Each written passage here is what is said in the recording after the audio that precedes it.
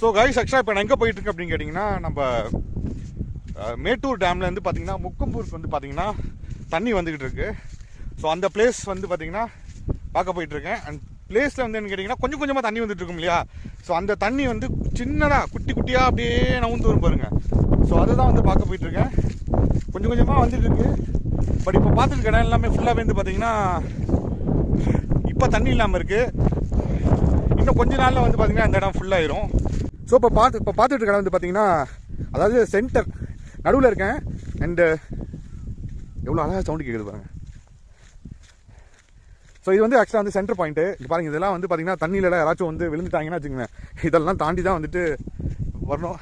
So அதனால் தண்ணியில் குளிக்கும் போது எல்லாருமே ஜாக்கிரதையாக குளிங்க. மாட்டிக்கிட்டோம் அப்படின்னா நம்ம ரெஸ்கியூ பண்ணுறதுக்கு அவ்வளோதான் ரொம்ப கஷ்டம்.